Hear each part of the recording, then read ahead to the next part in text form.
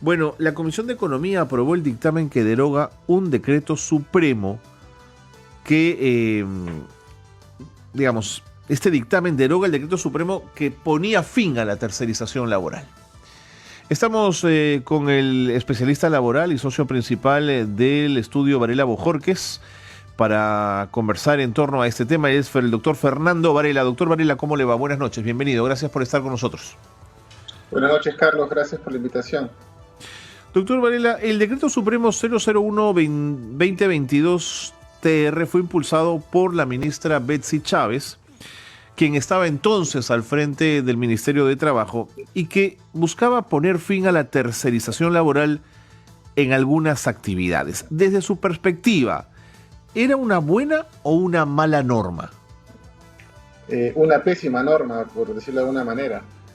En primer lugar, porque hay que entender, y es que espero que el público lo entienda, que la tercerización se regula por una ley. Esta ley, para poder ser modificada, puede pasar por dos caminos. Primero, que el Congreso apruebe una modificación de la ley, como el día de hoy, por ejemplo, la Comisión de Economía ha aprobado la derogación, pero esto se va a debatir en el Pleno. Ajá. Estamos hablando de valores democráticos. Y segundo es que el Congreso delegue facultades al Ejecutivo y que el Ejecutivo decida hacer una modificación sustancial a la ley de tercerización, y ojo que tiene que pasar también luego por una revisión constitucional. Claro. Lo que se ha hecho, o lo que hizo, y hasta el momento sigue vigente, hay que recordar porque solamente lo ha aprobado la Comisión de Economía, es modificar el concepto integral de la tercerización a través de un reglamento, que es el decreto 001-2022-TR. Es decir, además de ello, hay que tener en cuenta que esta modificación no pasó por un diálogo que se debe garantizar de forma tripartita entre representantes de empleadores, así es, de trabajadores y del Estado. Simplemente no quisieron conversar con el Consejo Nacional de Trabajo, no se quiso debatir, y cuando el Ministerio de Economía precisamente mostró sus reparos, lo que se iba a aprobarse la norma casi entre gallos y medianoche, porque simplemente lo sacaron en una decisión extraordinaria. Esta modificación es entonces irregular, es inconstitucional y ha provocado una serie de procesos de amparo, procesos de acción popular, claro, y procesos de batallas burocráticas. Los procesos de acción popular, Carlos, como el público no lo sabe, se los explico, es cuando se impugnan normas de menor jerarquía por ser ilegales e inconstitucionales. Las acciones de amparo es cuando se vulneran derechos constitucionales como la libertad de empresa, la libertad de contratación, así es, la libertad de trabajo, por ejemplo. Ha creado una serie de reclamos que a la larga, si estos son positivos, van a desconocer la vigencia de este reglamento, y lo que ha hecho el día de hoy el Ministerio de Economía, la Comisión de Economía, es adelantarse, es decir, esta norma, además de inconstitucional, vulnera derechos constitucionales de parte de puestos de trabajo, así que opinan en su derogación.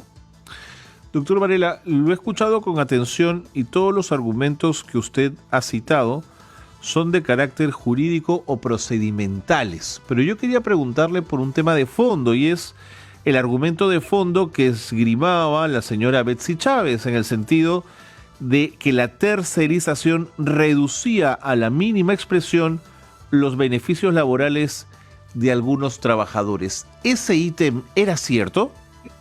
Ese ítem, Carlos, es falso. Y le voy a explicar al público por qué es falso. Por favor. En primer lugar, nuestra población económicamente activa vive en el 80% de la informalidad. Sí. Es decir, el Ministerio de Trabajo y la SUNAFIL, su misión en este momento es hacer que estas cifras de espanto de informalidad laboral se vayan acortando. No. Pero no entienden que la tercerización como fenómeno productivo lo que hace es colaborar con la formalidad laboral. Simplemente no lo quisieron ver así y modifican una norma que a la larga lo que hace es que empresas contratistas, que son las tercerizadoras, ya no puedan seguir trabajando con las empresas principales. Es decir, una empresa principal me dice, ojo, el decreto supremo me está diciendo que yo no puedo hacer este tipo de labores porque están dentro de mi núcleo de negocio. Voy a internalizar este servicio. Si tú me dotabas de 100 trabajadores, yo voy a ser más eficiente, voy a quedarme con 20, ya no trabajo contigo, y pongamos a pensar qué pasa con esos 80 trabajadores que se quedaron sin trabajo. Lo que es cierto y hay que reconocer, Carlos, es que han habido tercerizadoras que han incumplido con sus trabajadores. Correcto. Pero lo cierto es que no se puede castigar a justos por pecadores. Lo que se debe fortalecer, y eso al parecer no se ha querido entender porque ya es una posición dogmática, es que el gran problema, y lo hemos dicho antes, hace un par de meses, Carlos, cuando conversamos, es la informalidad laboral. Seguro. Es decir, toda la batería en esta guerra contra la informalidad tiene que ir en detectar dónde están las cuotas de informalidad laboral, y para eso se necesita recursos.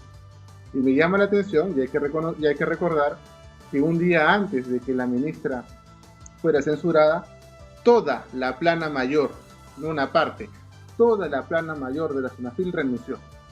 ¿Por qué renunció? Bueno, sí. Hay algunos argumentos que no puedo decir porque no tengo pruebas, pero lo cierto es que al parecer su presencia, por decir una cosa un poco más suave, alteraba el funcionamiento de la SUNAFIL. Entonces lo que tiene Doctor que hacer Varela, es dotar de herramientas y fuerzas a la SUNAFIL para que cumpla con su rol fiscalizador. queda clarísimo. En este último minuto que me queda, hoy con 14 votos a favor, 2 en contra y 0 abstenciones, lo tengo aquí anotado, la Comisión de Economía dejó sin efecto entonces dicho decreto supremo. No. Dígame. No. Lo que ha hecho la Comisión de Economía es aprobar su derogación.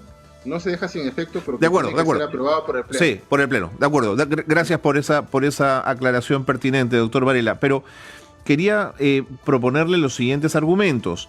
Son argumentos de la Comisión de Economía que este decreto supremo vulneraba la libre contratación, el derecho a la propiedad y a la libertad de empresa.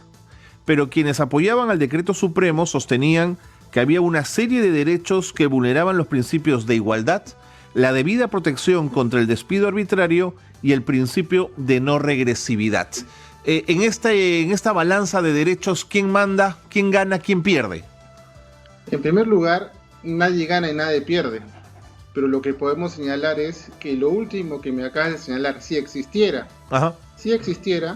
eso se vencía no con la modificación de un reglamento para modificar una ley, Carlos. Se vencía de una vez dotando de mayores recursos a los inspectores de trabajo. Y no se hizo. ¿Por qué vulnera la Constitución? Se ha otorgado 180 días a las contratistas para que se adecúen, plazo en el cual, dice la norma, no se puede extinguir ningún tipo de relación laboral. Es decir, vulnera el artículo 62 de la Constitución, porque una norma de inferior jerarquía está yendo en contra de contratos, por ejemplo, que han sido suscritos con anterioridad. Y así puedo seguir, y solamente nos quedan unos segundos, de muchos factores de inconstitucionalidad de este reglamento que a la larga modifica una norma, lo que no es facultad del legislativo. Clarísimo. Doctor Varela, muchas gracias. Siempre usted tan claro. Gracias por haber estado con nosotros. Buenas noches.